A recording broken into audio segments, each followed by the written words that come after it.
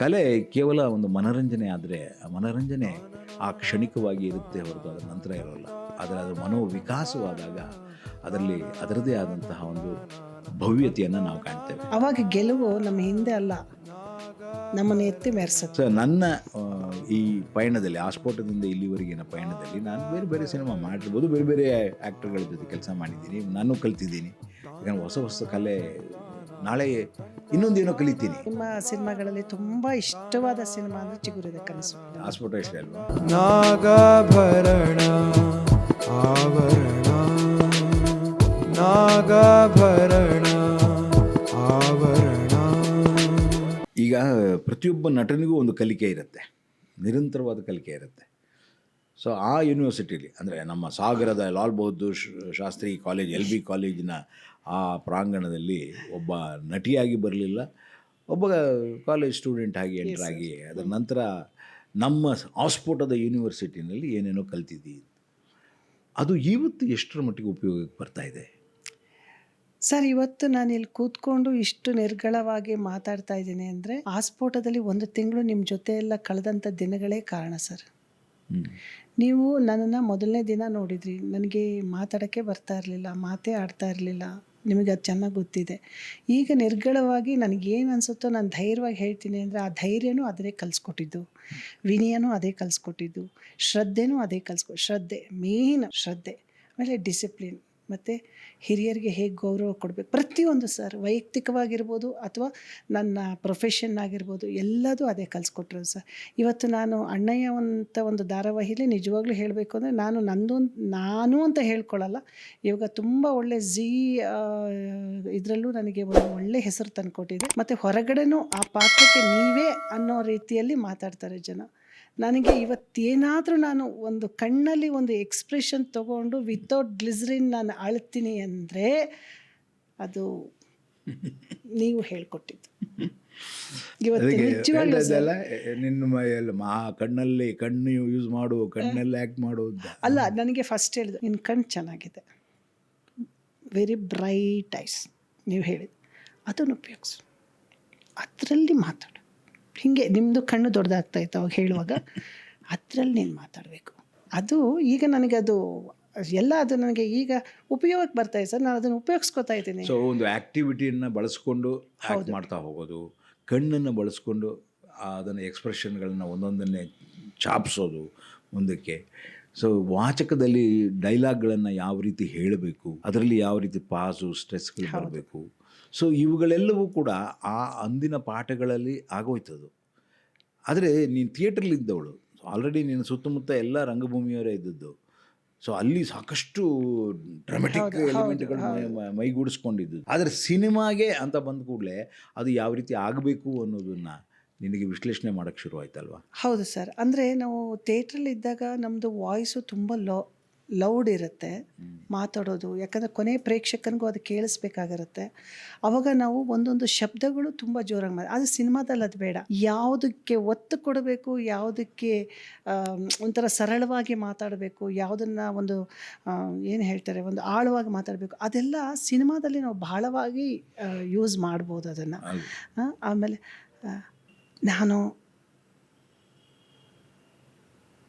ಚೆನ್ನಾಗಿ ಕಾಣಿಸ್ತೀನ ಅನ್ನೋದು ನಾನು ಇಲ್ಲಿ ಬರುತ್ತೆ. ಚೆನ್ನಾಗಿ ಕಾಣಿಸ್ತೀನಿ ಅಂದಾಗ ನಿಮ್ಮ ಎಕ್ಸ್ಪ್ರೆಷನ್ ನಾನು ನೋಡಬೇಕು, ಯಾಕಂದರೆ ನಾನು ಚೆನ್ನಾಗಿ ಕಾಣಿಸ್ತೀನಿ ಅಂದಾಗ ನಿಮ್ಮ ಕಣ್ಣಲ್ಲಿ ಏನು ನನ್ನ ಬಗ್ಗೆ ಬರುತ್ತೆ ಅನ್ನೋದು ನಾನು ನೋಡಬೇಕು. ಈ ಥರದ್ದೆಲ್ಲ ನಾವು ಒಂದು ಸಣ್ಣದು ಏನೇನು ನಾವು ಅಳವಡಿಸ್ಕೋಬೋದು, ಏನೇನು ಉಪಯೋಗಿಸ್ಕೋಬೋದು ಅಂತ ಅದನ್ನೆಲ್ಲ ನಾನು ನಿಮ್ಮ ಆದರೆ ನನಗೊಂದು ಬೇಜಾರಿದೆ, ಅದು ಒಂದೇ ಸಿನಿಮಾ ಆಗಿಬಿಡ್ತಲ್ಲ ಸರ್ ಜೊತೆಗೆ. ಹೌದಲ್ಲ, ಇನ್ನೊಂದು ಸಿನಿಮಾ ಮಾಡಿದರೆ ನಾನು ಇನ್ನೂ ಎಷ್ಟೆಲ್ಲ ಕಲಿಬೋದಾಗಿತ್ತು. ಅದಕ್ಕೆ ಅವಕಾಶ ಆಗಲಿಲ್ಲ. ಟ್ರೈ ಮಾಡಿದ್ವಿ ಒಂದು ಫಿಲ್ಮ್ನ, ಒಂದು ಫಿಲ್ಮ್ ಅದು ಆಗಲಿಲ್ಲ. ಶುಭಕಾಲ ಬರ್ತೈತೆ, ಎಕ್ಸಾಕ್ಟ್ಲಿ ಆಗಲಿಲ್ಲ. ಹೌದು, ಶುಭಕಾಲ ಬರಲಿಲ್ಲ ಅದಕ್ಕೆ. ಅದು ಯಾವಾಗಲೂ ಹಾಗೆ, ಕೆಲವು ಸಲ ಕೂಡಿ ಬರುತ್ತೆ, ಕೆಲವು ಸಲ. ಬಟ್ ಒಂದು ಸೀರಿಯಲ್ ಮಾಡಿದ್ವಿ ನಾವು, ರಾಗರಾಗಿಣಿ ಅಂತ, ಅದೊಂದು ಮಾಡಿದ್ವಿ, ಒಂದು ಡಾಕ್ಯುಮೆಂಟ್ರಿ ಮಾಡಿದ್ವಿ. ಸೊ ಎಲ್ಲೋ ಕೆಲಸಗಳು ಬರ್ತಾ ಇತ್ತು, ಕೆಲಸ ಅನ್ನೋದಕ್ಕಿಂತ ಕಲಿಕೆಗಳು ಬರ್ತಾ ಇತ್ತು. ಹೌದು, ಕಲಿಯೋದಕ್ಕೆ ಜಾಗ ಸಿಗ್ತಾ ಇತ್ತು. ಅದಾದಮೇಲೆ ನಿಮ್ಮದು ನಾನು ನಾಗಮಂಡಲ ನೋಡಿ ತುಂಬ ಕಲಿತೆ, ಬರೀ ನೋಡಿ ಕಲಿತೆ ಅಲ್ವಾ, ನೋಡಿ ಕಲಿತೆ ಅದನ್ನು. ನಿಜವಾಗ್ಲೂ ಇವಾಗ ಬಿ ಜಯಶ್ರೀ ಅವ್ರದ್ದು ಒಂದು ಪಾತ್ರನ ಆ ಥರದೊಂದು ಪಾತ್ರ ಮಾಡಬೇಕು ಅನ್ನೋದು ನನಗೆ ಅನಿಸುತ್ತೆ. ಆಗುತ್ತೆ. ಹೊತ್ಕೊಂಡೋರಕ್ಕೆ ಜಯಶ್ರೀಗೂ ಯಾವ ಸಿಕ್ಕಿದ್ದು ಅಲ್ಲ ಹೊತ್ಕೊಂಡೋಗೋರಿರಲ್ಲ ಅಷ್ಟೆ. ಇಲ್ಲ, ನಾನು ಸುಮಾರು ಅದು ನನಗೆ ನಿಮ್ಮ ಸಿನಿಮಾಗಳಲ್ಲಿ ತುಂಬ ಇಷ್ಟವಾದ ಸಿನಿಮಾ ಅಂದರೆ ಚಿಗುರಿದ ಕನಸು. ಅದು ಈಗ ಎಷ್ಟು ಸತಿ ನೋಡಿದ್ರು ನನಗಲ್ಲ, ನನ್ನ ಮಗಳಿಗಿರ್ಬೋದು, ಪ್ರತಿಯೊಬ್ಬರಿಗೆ ಎಷ್ಟು ಸತಿ ನೋಡಿದ್ರು ಅದು ಬೇಜಾರಾಗಲ್ಲ. ಆಸ್ಫೋಟ ಇಷ್ಟ ಅಲ್ವಾ? ಆಸ್ಫೋಟ ಇಷ್ಟ ಸರ್, ಅದು ಬಿಟ್ಟು ಮಾತಾಡೋದಲ್ಲ ಸರ್, ಅದು ಬಿಟ್ಟು ಮಾತಾಡೋದು ಅಲ್ಲ. ನಿಮ್ಮ ನಿರ್ದೇಶನದ ಸಿನಿಮಾಗಳು ನಾನು ಹೇಳ್ತಾ ಇರೋದು. ಇಲ್ಲ, ಅದು ನಿಜ. ಒಬ್ಬ ನಟಿಗೆ ಆಗಲಿ, ಒಬ್ಬ ನಿರ್ದೇಶಕನಿಗೆ ಆಗಲಿ, ಕೆಲವು ಅವನದೇ ಆದಂತಹ ಛಾಪುಗಳನ್ನು ಬಿಟ್ಟು ಹೋಗಬೇಕಾಗತ್ತೆ. ಅದು ಇರಬೇಕು, ಅದು ಉಳಿಬೇಕು. ಯಾಕೆಂದರೆ ಇಟ್ಸ್ ಎ ಪರ್ಮನೆಂಟ್ ರೆಕಾರ್ಡ್. ಯಾವುದೋ ಒಂದು ಸಿನಿಮಾ ಅಂದಾಗ ಅದು ಪರ್ಮನೆಂಟ್ ರೆಕಾರ್ಡ್ ಅಂತ ಅರ್ಥ. 100 ವರ್ಷ ಆದಮೇಲೆ ಆದ್ರೂ ನಾವು ಇವತ್ತಿಗೂ ಕಣ್ಣು ಮುಚ್ಕೊಂಡು ದಿಲೀಪ್ ಕುಮಾರ್ ಅಂತೀವಿ, ಈಗಲೂ ಕಣ್ಣು ಮುಚ್ಕೊಂಡು ಅಣ್ಣವರ ಅಂತ ತಕ್ಷಣ ಇದು ಮಾಡ್ತೀವಿ. ಸೊ ಅಣ್ಣವ್ರ ಬಗ್ಗೆ ಗೊತ್ತಿಲ್ಲದೆ ಇರುವಂತಹ ಒಂದು ಜನ್ರೇಷನ್ ಕೂಡ ಅವರಾ ನಂಗೆ ಗೊತ್ತಿದೆ ಅನ್ನೋ ಹಾಗೆ ಅವರನ್ನು ಹೌದು ಸರ್, ನೋಡಿ ಕಲಿತಾ ಇರ್ತೀವಿ, ನೋಡಿ ಅವ್ರನ್ನ ಆಸ್ವಾದಿಸ್ತಾ ಇರ್ತೀವಿ. ಸೊ ಇಲ್ಲಿ ನಮ್ಮ ಇದರಲ್ಲಿ ಪ್ರೊಫೆಷನ್ ಹೇಗೆ ಅಂತಂದರೆ, ಒಬ್ಬೊಬ್ಬ ನಿರ್ದೇಶಕನು ಅವನದೇ ಆದಂತಹ ಒಂದು ಮಾದರಿಗಳನ್ನು ಬಿಡ್ತಾನೆ. ನಿಜ. ಹಾಗೆ ನಟಿಯಾಗಿ ನೀನು ಕೂಡ ಕೆಲವು ಮಾದರಿಗಳನ್ನು ಬಿಟ್ಟು ಹೋಗ್ತಾ ಇರ್ತೀವಿ. ಅದರಲ್ಲಿ ಒಳ್ಳೆ ಪಾತ್ರ ಸಿಕ್ಕಿತ್ತು, ಅದರಿಂದಾಗಿ ಬಹಳ ಚೆನ್ನಾಗಿ ಆಯ್ತು. ಅದು ಮೊದಲನೇದೇ ಅಷ್ಟು ಚೆನ್ನಾಗಾಯಿತು. ಹಾಗೆಯೇ ಅಣ್ಣಯ್ಯ ಸಿಕ್ತು, ಇನ್ನೊಂದು ದಾಪುಗಾಲು, ಇನ್ನೊಂದು ಹೆಜ್ಜೆ. ಸೊ ಪ್ರತಿಯೊಬ್ಬ ನಟ ಅಥವಾ ನಟಿ ಪ್ರಾಮಾಣಿಕವಾಗಿ ಪ್ರಯತ್ನ ಪಟ್ಟರೆ ತನ್ನನ್ನು ತಾನು ಪ್ರೂವ್ ಮಾಡ್ಬೋದು. ಸರ್. ಇದು ಹೇಳಿದ್ರಲ್ಲ ಪ್ರಾಮಾಣಿಕ ಅಂತೇಳಿ, ಅದಿರಬೇಕು ಸರ್. ಯಾವ ಕೆಲಸದಲ್ಲಾದರೂ ಅದಿರಬೇಕು ಸರ್. ಅವಾಗ ಗೆಲುವು ನಮ್ಮ ಹಿಂದೆ ಅಲ್ಲ, ನಮ್ಮನ್ನು ಎತ್ತಿ ಮೆರೆಸುತ್ತೆ. ಎಲ್ಲಿ ಪ್ರಾಮಾಣಿಕತೆ ಇರೋದಿಲ್ವೋ ಅಲ್ಲಿ ಏನೂ ಆಗಕ್ಕೆ ಸಾಧ್ಯ ಇಲ್ಲ ಅಂತ ನಾನು ಅಂದ್ಕೊಂಡಿದ್ದೆ. ಅಲ್ಲ, ನಾನು ಮಿಡ್ಲಲ್ಲಿ ಸ್ವಲ್ಪ ಚಿತ್ರರಂಗದಿಂದ ದೂರ ಇದ್ದೆ, ಅದು ಗೊತ್ತಿರೋ ವಿಚಾರ. ಈಗ ಮತ್ತೆ ಬಂದಿದ್ದೀನಿ, ನೋಡೋಣ. ಅದೇನೆ, ಯಾರಿಗೆ ಗೊತ್ತು, ನಿಮ್ಮ ನಿರ್ದೇಶನದಲ್ಲೇ ಮತ್ತೆ ನಾನು ಮಾಡ್ಬೋದು. ಜೀವನ ಹಿಂಗೆ ಆಗ್ತಾ ಇರುತ್ತೆ. ಇಲ್ಲ, ನಿಮ್ಮ ನಿರ್ದೇಶನದಲ್ಲೇ ನಾನು ಮಾಡ್ಬೋದು. ಖಂಡಿತ ಎಲ್ಲರೂ ನಾನು ಇಲ್ಲ ಅಂತ ಯಾವತ್ತೂ ಹೇಳೋದೇ ಇಲ್ಲ, ಯಾರಿಗೂ ಹೇಳೋದಿಲ್ಲ. ಯಾಕೆ ಅಂತಂದರೆ ಗೊತ್ತಿಲ್ಲ, ಒಂದು ಪಾತ್ರ ಆಗಿ ಬಂದ್ಬಿಡ್ಬೋದು, ಆ ಕತೆ ಅದನ್ನು ಡಿಮ್ಯಾಂಡ್ ಮಾಡ್ಬೋದು. ನಿಜ ಸರ್. ನಾನು ಅವ್ರನ್ನ ಹುಡ್ಕೊಂಡೋಗಿ ಮಾಡ್ತೀನಿ, ನಾನು ದಾವಣಗೆರೆಗೆ ಯಾಕೆ ಹುಡ್ಕೊಂಡ್ಬಂದಿದ್ದೆ ಅಲ್ವಾ? ಹಾಗೇನೆ ಅದು ಪ್ರತಿಯೊಂದು ಕೂಡ. ಮೊನ್ನೆ ಒಂದು ಸಮಾರಂಭದಲ್ಲಿ ಬೇರೆ ನನ್ನ ಗೆಳತಿಯರು, ಬೇರೆ ನಟಿಯರು ಇದ್ದರು. ಅವಾಗ ಎಲ್ಲರೂ ಅವ್ರು ಹೇಳಿದ್ದಷ್ಟೇ, ನಾನು ಅವ್ರ ಆರ್ಟಿಸ್ಟು, ನಾನು ನಾಗಾಭರಣ ಸರ್ ಆರ್ಟಿಸ್ಟು, ನಾನು ನಾಗಾಭರಣ ಸರ್ ಆರ್ಟಿಸ್ಟ್ ಅಂತೇಳಿ. ಅವಾಗ ಖುಷಿ ಆಯಿತು, ನನಗೊಂಥರ ಜಲಸು ಆಯಿತು. ನಾನು ಹೇಳ್ತಾ ಇದ್ದೀನಿ, ಎಲ್ಲರೂ ಅವರು ಹೇಳ್ತಾ ಇದ್ದಾರಲ್ಲ ಅಂತ ಹೇಳಿ. ಅಂದರೆ ಅಷ್ಟು ವರ್ಕ್ ಆಗಿದೆ ಅಂತ, ಅಷ್ಟು ಕೆಲಸ ಆಗಿದೆ. ಹಾಗಾಗಿ ಎಲ್ಲರೂ ಒಂದಲ್ಲ ಒಂದು ರೀತಿ ನಮ್ಮ ಇಟ್ಸ್ ಎ ಸ್ಮಾಲ್ ಸರ್ಕಲ್ ಅಲ್ವಾ, ಸೊ ಎಲ್ಲರೂ ಕೆಲಸ ಮಾಡಿದ್ದೀವಿ ಒಟ್ಟಿಗೆ. ಆದರೂ ನಂಗೊಂದು ಸ್ವಲ್ಪ ಪೊಸೆಸಿವ್ನೆಸ್ ಜಾಸ್ತಿ ಸರ್, ನಾನು ಅವ್ರ ಹೀರೋಯಿನ್ ಅಂತ ಹೇಳಿ. ಅಫ್ಕೋರ್ಸ್, ನೀನು ಯಾವಾಗಲೂ ಅದರ ಬಗ್ಗೆ ಎರಡನೇ ಮಾತೇ ಇಲ್ಲ. ಸೊ ನನ್ನ ಈ ಪಯಣದಲ್ಲಿ, ಆಸ್ಫೋಟದಿಂದ ಇಲ್ಲಿವರೆಗಿನ ಪಯಣದಲ್ಲಿ ನಾನು ಬೇರೆ ಬೇರೆ ಸಿನಿಮಾ ಮಾಡಿರ್ಬೋದು, ಬೇರೆ ಬೇರೆ ಆ್ಯಕ್ಟರ್ಗಳ ಜೊತೆ ಕೆಲಸ ಮಾಡಿದ್ದೀನಿ, ನಾನು ಕಲ್ತಿದ್ದೀನಿ. ಯಾಕಂದರೆ ಹೊಸ ಕಲೆ, ನಾಳೆ ಇನ್ನೊಂದೇನೋ ಕಲಿತೀನಿ. ಸೊ ಈ ಪಾಡ್ಕಾಸ್ಟ್ ಮಾಡ್ತಾ ಕೂಡ ನಾವು ನಮ್ಮನ್ನು ಅರ್ಥೈಸ್ಕೋತಾ ಇದ್ದೀವಿ. ಆಮೇಲೆ ಜನಕ್ಕೆ ಏನು ಹೇಳಕ್ಕೆ ಹೊರಟಿದ್ದೀವಿ ಅಂದರೆ, ಈ ನಮ್ಮ ನೆನಪುಗಳ ಮುಖಾಂತರ ನಾವು ಆಸ್ಫೋಟದಲ್ಲಿ ಪಡೆದ ಈ ನೆನಪು ನಮ್ಮ ಬದುಕನ್ನು ಸೃಷ್ಟಿ ಮಾಡಿದೆ ಅನ್ನೋದನ್ನು ಹೇಳ್ತಾ ಇದ್ದೀವಿ. ಸರ್, ನಾವೀಗ ಇಲ್ಲೇ ಇಲ್ಲ ಸರ್, ನಾವಿರೋದೇ ಸಾಗರದಲ್ಲೀಗ. ನೀವು ಸ್ವಲ್ಪ ನಾವು ಮಾತಾಡ್ತಾ ಇರುವಾಗ ಯೋಚನೆ ಮಾಡಿ, ಉಪ್ಪಿನಕಾಯಿ ವಾಸನೆ ಬರ್ತಾ ಇದೆ. ಮಿಡಿ ಉಪ್ಪಿನಕಾಯಿ ವಾಸನೆ ಬರ್ತಾ ಇದೆ. ನನಗೆ ನೀವಾಗಲಿ ನಿಮಗೆ ನಾನಾಗಿ ಕಾಣ್ತಾ ಇಲ್ಲ, ನಮಗೆ ಕಾಣ್ತಾ ಇರೋದು ಕಾಲೇಜು, ಮಹಾಬಲೇಶ್ವರ ಭಟ್ರ ವಠಾರ, ಆ ಮನೆ. ಆಮೇಲೆ ಒಂದೊಂದು ಕ್ಯಾರೆಕ್ಟ್ರು ಅದರಲ್ಲಿ ತುಂಬ ಪರಿಣಾಮ ಬೀರುತ್ತೆ. ಚಿನ್ನ ಅವ್ರದ್ದಿರ್ಬೋದು, ಜಾಕಿ ಶಿವ್ ಅವ್ರದ್ದಿರ್ಬೋದು, ಪ್ರಿನ್ಸಿಪಲ್ ಜ್ಞಾಪಕ ಇದೆಯಲ್ಲ, ಜಾಕಿ ಶಿವು, ವಿಶ್ವನಾಥ್ ರಾಯರು, ಆಮೇಲೆ ಇದು ಅಪ್ಪಾಜಿಯವರು, ಶಿವಾನಂದ ಅಪ್ಪಾಜಿಯವರು, ಅವ್ರದ್ದು ಎಷ್ಟು ಚೆನ್ನಾಗಿ ಸೂಟ್ ಆಗಿದ್ರು ಆ ಪಾತ್ರಕ್ಕೆ. ಅವರೇ ಆಗ್ಬಿಟ್ಟಿದ್ರು ನಿಜವಾಗ್ಲೂ. ಅವ್ರು ಬೆಳಿಗ್ಗೆ ರೆಡಿಯಾಗಿ ಬಂದ್ಬಿಟ್ರೆ ನಮ್ಗೆ ಅವ್ರನ್ನೇ. ಹೌದು, ದಾಸರೇ ಏನೋ ಅನ್ನಂಗೆ ಆಗ್ತಾ ಇತ್ತು. ಆಮೇಲೆ ದತ್ತಣ್ಣವ್ರಂತೂ ಅಮೇಝಿಂಗ್ ಬಿಡಿ ಸರ್. ಅವರು ಶ್ರೀಧರ್ ಸರ್ದಂತೂ ನಾನೇನು ಹೇಳೋಕ್ಕಾಗಲ್ಲ, ಅವ್ರು ಆಲ್ರೆಡಿ ಪ್ರೂವ್ ಮಾಡಿಬಿಟ್ಟಿದ್ರು. ಎಲ್ಲರೂ ಅಷ್ಟೇ ಸರ್. ಆಮೇಲೆ ಎಲ್ಲರೂ ನನ್ನನ್ನು ಎಷ್ಟು ಪ್ರೀತಿಯಿಂದ ನೋಡಿಕೊಂಡ್ರೆ ಅಂದರೆ ಅಷ್ಟು ಪ್ರೀತಿಯಿಂದ ನೋಡ್ಕೊಂಡ್ರೆ. ಅದಕ್ಕೆ ನನ್ನ ರಂಗಣ್ಣ, ಜಯರಾಮಣ್ಣ ಇವರೆಲ್ಲ ಇದ್ದಾಗ ನನಗೆ ಅದೊಂದು ಗ್ಯಾರಂಟಿ ಇತ್ತು, ಅವರಿಬ್ಬರು ಏನಾದ್ರು ಇದೆ ನನ್ನ ಜೊತೆಲಿ ಅಂತಂದರೆ ರಾಮಚಂದ್ರಂಗೆ ಹೇಳ್ಬಿಡ್ತಾ ಇದ್ದೆ, ರಾಮಚಂದ್ರ ನೋಡ್ಕೊಳಪ್ಪ ಅಂತಂದರೆ ಎಲ್ಲ ಒಂದು ಇಡೀ ಅವ್ರಿಗೆ ಏನು ಕೊರೆ ಆಗದ ಹಾಗೆ ನೋಡ್ಕೊಳ್ಳುವಂಥ ಟೀಮ್ ಅದು. ಅದರಲ್ಲಿ ರಂಗಸ್ವಾಮಿ ಅಂತೂ ಎತ್ತಿದ ಕೈ, ಜಯರಾಮ್ ಅಂತೂ ಅಲ್ಲೇ ಅವನು ಆ್ಯಕ್ಟ್ ಮಾಡ್ತಿದ್ದ, ಎಲ್ಲ ಇದನ್ನೆಲ್ಲ ಆ್ಯಕ್ಟ್ ಮಾಡೋನು. ರಂಗಣ್ಣ ಅವ್ರು ಆ್ಯಕ್ಟ್ ಮಾಡಲಿಲ್ಲ. ರಂಗಣ್ಣ ಒಂದು ಡಾಕ್ಟರ್ ರೋಲ್ ಮಾಡ್ದ ಆಸ್ಪತ್ರೆಯಲ್ಲಿ ಇವನಿಗೆ ಬಂದಾಗ ಕರೆಕ್ಟ್, ಇವ್ರಿಗೆ ಚಿನ್ನ ಅವ್ರಿಗೆ ಕಾಲ್ದು ಇದಾದ್ಮೇಲೆ ಬಂದು ಮಾತಾಡ್ತಾನ ಅಲ್ಲಿ. ಅದೊಂದು ಅದರಲ್ಲಿ ನಿಜವಾದ ಡಾಕ್ಟರ್ ಸಬ್ ಇನ್ಸ್ಪೆಕ್ಟರ್ ರೋಲ್ ಮಾಡಿದ್ದ doctor Rajkumar. Correct, doctor Rajkumar. ನಾವು ಅವ್ರಿಗೆಲ್ಲ ರೇಟ್ಸೋದು ಇವ್ರು ಡಾಕ್ಟರ್ ರಾಜ್ಕುಮಾರ್ ಅಂತ ಹೇಳಿ. ಪಾಪ ಅವರೆಲ್ಲ ಎಷ್ಟು ಸರ್ ಒಂಥರ ಅವರು ಒಂದು ಕಮರ್ಷಿಯಲ್ ಆಗಿ ಯಾರು ಮಾತಾಡ್ತಾ ಎಲ್ಲರೂ ನ್ಯಾಚುರಲ್ ಆಗಿ ತಮ್ಮ ತಮ್ಮ ಪಾತ್ರವನ್ನ ಭಾಳ ಚೆನ್ನಾಗಿ ಅನುಭವಿಸ್ಕೊಂಡೇ ಮಾಡ್ತಾ ಇದ್ರು. ಆಮೇಲೆ ದೇ ಲೀವ್ಡ್ ದ ರೋಲ್. ಎಲ್ಲರೂ ಆ ಕ್ಯಾರೆಕ್ಟರ್ಗಳು ಕಾಣ್ತಾ ಇತ್ತೆ ಹೊರತು ಇವನೇನೋ ಇದಾಕೊಂಡು ಅವನೇನೋ ಇದಾಕೊಂಡು ಯಾರು ಏನು ಮಾಡ್ತಾ ಇರಲಿಲ್ಲ. ಸೊ ಒಟ್ಟಾರೆಯಾಗಿ ಆಸ್ಫೋಟ ಒಂದು ಅನುಭವವಾಗಿ, ಒಂದು ಒಳ್ಳೆ ಚಿತ್ರವಾಗಿ, ಮುಂದಿನ ಪೀಳಿಗೆಗೆ ಒಂದು ಇದನ್ನು ಕೊಡ್ತೋದು. ಏನೋ ಈಗ ನೀವು ಹೇಳ್ದಾಗೇನೆ ಇವತ್ತಿಗೂ ಅದು ನಡೀತಾ ಇದೆ ಅನ್ನೋದಾದರೆ, ಆ ರೀತಿಯ ಚಿತ್ರಗಳಲ್ಲಿ ನಾವು 1988ರಲ್ಲೇ ಜನಕ್ಕೆ ahead of cinema, we are ahead of time ಮಾಡಿ ಸರ್. ಅದೇ ಸಬ್ಜೆಕ್ಟು ಈಗ ಸ್ವಲ್ಪ ರೆಕ್ಕೆ ಪುಕ್ಕ ಬಣ್ಣ ಬೇರೆಗಳನ್ನೆಲ್ಲ ಬಳಸಿ ಮಾಡ್ತಾ ಇರೋದು ಅಷ್ಟೇ ಸರ್. ಅವಾಗಲೇ ನೀವು ಮಾಡಿದ್ದೀರ ಆ ಸಿನಿಮಾನ. ಆಮೇಲೆ ನಾನು ಇನ್ನೊಬ್ರನ್ನ ನೆನೆಸ್ಕೋಬೇಕು, ಮಲ್ಲೇಶ್ ಅವರು ಮೇಕಪ್ ಮಲ್ಲೇಶ್ ಅರ್ತಿ. ಲಾಸ್ಟಿಗೆ ಅದು ನನ್ನ ಫೇಸ್ ಎಲ್ಲ ಬರ್ನ್ ಆದಾಗ ಅವ್ರು ಮಾಡಿದಂಥ ಮೇಕಪ್, ಪ್ರತಿಯೊಂದು ಪ್ರತಿಯೊಂದು ಡಿಪಾರ್ಟ್ಮೆಂಟ್ ಕೂಡ ಅವರವ್ರ ಕೆಲಸಗಳನ್ನು ಭಾಳ ಒಂದು ಟೀಮ್ ವರ್ಕ್ ಥರ ಅದನ್ನು. ಅದು ಇಲ್ಲದ್ರೆ ಒಂದು ತಿಂಗಳಲ್ಲಿ ಸಿನಿಮಾ ಆಗಲ್ಲ. ಇವತ್ತು ಯಾರು ಒಂದು ತಿಂಗಳಲ್ಲಿ ಸಿನಿಮಾ ಮಾಡ್ತಾರೆ ಕೇಳಿ, 15 ದಿವಸದಲ್ಲಿ ಮಾಡ್ತೀವಿ ಸರ್, 20 ದಿವಸದಲ್ಲಿ ಮಾಡ್ತೀವಿ ಅಂತಿದ್ರು ಅವರು. ಎಷ್ಟು ಚೆನ್ನಾಗಿ ಪ್ಲಾನಿಂಗ್ ಮಾಡ್ತಿದ್ರಲ್ಲ ಸರ್. ಏನು ಗಲಾಟೆಗಳು, ಅವನ್ನೆಲ್ಲ ಹೆಂಗ್ ಶೂಟ್ ಮಾಡಿದ್ವಿ ನಾವು. ಒಂದು ದಿವಸ ನಮ್ದು ಹಾಫ್ ಡೇ ಶೂಟಿಂಗ್ ಆಗ್ಲಿಲ್ಲಲ್ಲ ಸರ್.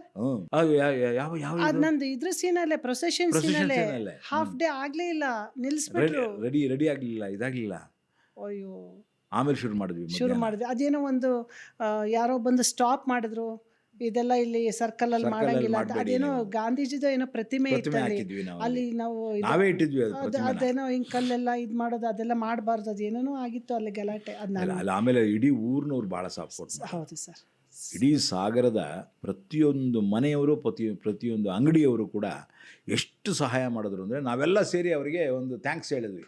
ಚೌಲ್ಟ್ರಿನಲ್ಲಿ ಅವ್ರು ಅಷ್ಟು ಜನಕ್ಕೆ ಊಟ ಹಾಕಿದ್ವಿ, ಎಲ್ಲ ನಾವು ಬಡಿಸ್ತಾ ಇದ್ವಿ. ಎಲ್ಲರೂ ಆರ್ಟಿಸ್ಟ್ಗಳು, ಟೆಕ್ನಿಷಿಯನ್ ಎಲ್ಲ ಬಡಿಸಿ ಅವ್ರಿಗೆ ಊಟ ಮಾಡಿಸಿ ಥ್ಯಾಂಕ್ಸ್ ಹೇಳಿದ್ವಿ ಅವರಿಗೆ. ಸೊ ಒಂದು ಸಿನಿಮಾ ಆದರೆ ಕೇವಲ ಒಂದು 4 ಜನ ದುಡ್ಡು ಕೊಟ್ಬಿಟ್ಟು ಇವತ್ತು ಯಾವುದೋ ಮನೆ ಕೊಂಡ್ಕೊಂಡು ಅಥವಾ ಮನೆ ಬಾಡಿಗೆ ತಗೊಂಡು ಸಿನಿಮಾ ಮಾಡೋದು ಅದಲ್ಲ.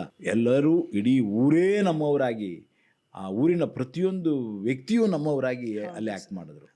ಹಾಗಾಗಿ ಸಿನಿಮಾ ಆಗಿದೆ. ಇಡೀ ಸಾಗರ ನಮ್ಮದೇ ಅನ್ನಂಗೆ ಆಗ್ಬಿಟ್ಟಿತ್ತು.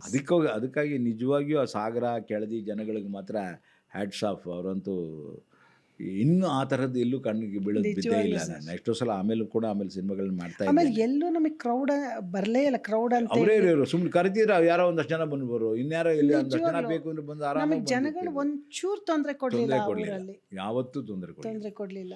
ರಾತ್ರಿ ಎಲ್ಲ ಮಾಡ್ತಿದ್ವಿ. ಸಿಗಂದೂರ್ ನದಿಯಲ್ಲಿ ಸಾಂಗ್ ನೈಟ್ ಎಲ್ಲ ಶೂಟ್ ಮಾಡಿದ್ವಿ. ಹೌದು, ಡೇ ಕಾಲೇಜ್ ಸಾಂಗು, ನೈಟ್ ನಂದು ಶ್ರೀಧರ್ ಸರ್ದು ಸಾಂಗ್. ಅದೆಲ್ಲ ಒಳ್ಳೆ ಮಂಜು, ಚಳಿ ಅದು ಡಿಸೆಂಬರ್ ಚಳಿ, ನವೆಂಬರ್ ಡಿಸೆಂಬರ್ ಚಳಿ ಬೇರೆ. ಬಟ್ ವಿತ್ ಆಲ್ ದ್ಯಾಟ್, ಈ ಅನುಭವದ ಜೊತೆಯಲ್ಲಿ ನಾವು ಒಂದು ಹೊಸ ಕಲಾಕೃತಿಯನ್ನು, ಒಂದು ನವ್ಯ ಅಂತ ನಮಗೆ ಅನಿಸಿದಂಥ ಕಲಾಕೃತಿಯನ್ನು ನಾವು ಜನರಿಗೆ ಕೊಟ್ಟಿದ್ದೇವೆ. ಹೌದು ಸರ್. ಆ ತೃಪ್ತಿ ಇದೆ, ತುಂಬ ಇದೆ ಸರ್. ಸೊ ಆ ತೃಪ್ತಿಯನ್ನು ಇಟ್ಕೊಂಡು ಇನ್ನೇನಾದ್ರು ಹೇಳೋದಿದೆಯಾ? ಇನ್ನೇನು ಹೇಳೋದು ಸರ್, ಎಲ್ಲರಿಗೂ ನಾನು ಅವಾಗ ನಂಗೆ ಥ್ಯಾಂಕ್ಸ್ ಹೇಳೋಕ್ಕಾಗಲಿಲ್ಲ. ಎಂಟೈರ್ ಆಸ್ಪೋರ್ಟೋ ಟೀಮ್ಗೆ ನಾನು ಥ್ಯಾಂಕ್ಸ್ ಹೇಳ್ತೀನಿ. ಒಂದು ವರ್ಗೀಸ್ ಅವರಿಂದ ಹಿಡಿದು, ನಿಮ್ಮಿಂದ ಹಿಡಿದು, ರಾಮಣ್ಣ ನಮಗೆ ಊಟ ಬಡಿಸಿದ್ರಲ್ಲ ಅವ್ರಿಗವರೆಗೂ ನಾನು ಎಲ್ರಿಗೂ ಧನ್ಯವಾದ ಹೇಳೋಕ್ಕೆ ಇಷ್ಟಪಡ್ತೀನಿ. ಯಾಕಂದರೆ ಅವಾಗ ನಾನು ಬಹಳ ಚಿಕ್ಕವಳು, ಇಷ್ಟೊಂದು ನನಗೆ ಗೊತ್ತಾಗ್ತಾ ಇರಲಿಲ್ಲ. ಈಗ ಅನ್ನಿಸ್ತಾ ಇದೆ ಆ ಋಣದ ಭಾರ ಎಲ್ಲ ನನ್ನ ಮೇಲೆ ಎಷ್ಟೊಂದು ಇದೆಯಲ್ಲ. ಅಷ್ಟು ಚೆನ್ನಾಗಿ ಎಲ್ಲರೂ ನನ್ನ ನೋಡಿಕೊಂಡ್ರು, ಕಲಿಸಿದ್ರು, ಜೀವನಕ್ಕೆ ಬೇಕಾದ ಪಾಠಗಳು ಎಲ್ಲ ಥರದ್ದು, ಪ್ರೊಫೆಷನಲ್ ಇರ್ಬೋದು, ಪರ್ಸನಲ್ ಇರ್ಬೋದು, ಎಲ್ಲ ಥರದ ಪಾಠಗಳನ್ನ ನಾನು ಅಲ್ಲಿ ಕಲಿತೆ. ಎಲ್ಲ ಥರದ ಜನಗಳನ್ನ ನಾನು ನೋಡಿದೆ ಅಲ್ಲಿ. ಅದಕ್ಕೆ ಅದೊಂದು ವಿಶ್ವವಿದ್ಯಾಲಯ ಅಂತ ಹೇಳಿದ್ರಲ್ಲಿ ಎರಡನೇ ಮಾತೇ ಇಲ್ಲ. ಅದಕ್ಕೆ ಹೇಳಿದೆ ಸರ್. 30 ದಿನಗಳ ಪಾಠ ನಮ್ಮನ್ನು ಈ 30 ವರ್ಷಗಳನ್ನು ಕರ್ಕೊಂಡು ಬಂದಿದೆ.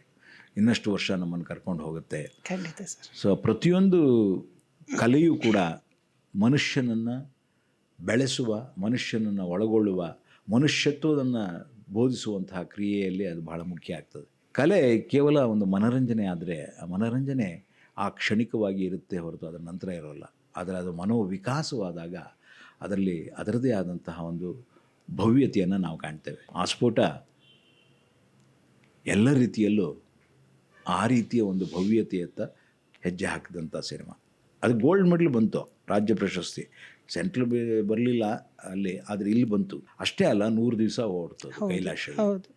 ಸೊ ಒಂದಲ್ಲ ಒಂದು ರೀತಿಯಲ್ಲಿ ಜನರ ಹತ್ತಿರವಾದಂಥ ಸಿನಿಮಾವನ್ನು ಇವತ್ತು ನಾವಿಬ್ಬರು ಕೂತು ಮಾತಾಡಿದ್ದೇವೆ. ನೀನು ಮಾತಾಡಿದ್ದೇ ಅನ್ನೋದಕ್ಕಿಂತ ನಿನ್ನ ಅನುಭವಗಳನ್ನ ಹಂಚಿಕೊಂಡಿದ್ದೀವಿ. ಖಂಡಿತ ಸರ್. ಸೊ ಇವಾಗ ನನಗೂ ಡೇ ಖುಷಿ ಟು ಡೇ ಆಯ್ತು. ನಾವು ಈಗಲೂ ಸಹಿತನೂ ಅಲ್ಲಿ ಸಿನಿಮಾದಲ್ಲಿ ತೋರಿಸಿದಂಥ ಪ್ರತಿಯೊಂದು ಪ್ರಾಬ್ಲಮ್ಗಳು ಈಗಲೂ ಕೂಡ ಸಮಾಜದಲ್ಲಿ ನಡೀತಾ ಇದೆ. ಅದು ಹೊರತಾಗಿ ಏನಿಲ್ಲ. ಅದು ಎಟರ್ನಲ್ ಪ್ರಾಬ್ಲಮ್. ಇದು ಪ್ರಸ್ತುತವಾದಂಥ ಸಿನಿಮಾ, ಕರೆಕ್ಟ್. ಕಾಲಾತೀತವಾಗಿ ನಿಲ್ಲಬಲ್ಲ ಸಿನಿಮಾ ಅನ್ನೋದನ್ನು ಮಾಡಿ ತೋರಿಸಿದ್ದೇವೆ. ಖಂಡಿತ ಸರ್. ಸೊ ಅದ್ರಲ್ಲಿ ನಾವು ಭಾಗಿಯಾಗಿದ್ದಲ್ವ? ಅಲ್ಲ, ನಾನು ಹೇಳ್ಬೇಕು ಅದನ್ನ, ಅದರಲ್ಲಿ ಭಾಗಿಯಾಗಿದ್ದೀನಿ ಅಂತ ನಾನು ಹೆಮ್ಮೆಯಿಂದ ಹೇಳ್ತೀನಿ. ಹೆಮ್ಮೆಯಿಂದ ಹೇಳ್ಕೊಂಡು ಹೇಳ್ತೀನಿ. ನಾವೆಲ್ಲರೂ ಆಸ್ಫೋಟವನ್ನು ಆಸ್ವಾದಿಸಿದ್ದೇವೆ. ಅದರ ಯಾವುದೇ ಅನುಭವ ನಿಮ್ಮದು ಆಗಬೇಕು. ದಯವಿಟ್ಟು ಲೈಕ್ ಮಾಡಿ, ಶೇರ್ ಮಾಡಿ. ಹೇಳ್ತೀನಿ ಅಂತ ಕೇಳ್ಕೋಬೇಡಿ. ಯಾವತ್ತಿಗೂ ಮತ್ತೆ ಮತ್ತೆ ಭೇಟಿಯಾಗೋಣ ನನ್ನ ಎಲ್ಲ ಸಿನಿಮಾಗಳ ಜೊತೆಯಲ್ಲಿ, ನಾಗಾಭರಣ ಸಿನಿಮಾ ವರ್ಣದಲ್ಲಿ. ನಮಸ್ಕಾರ. ನಮಸ್ಕಾರ. na na na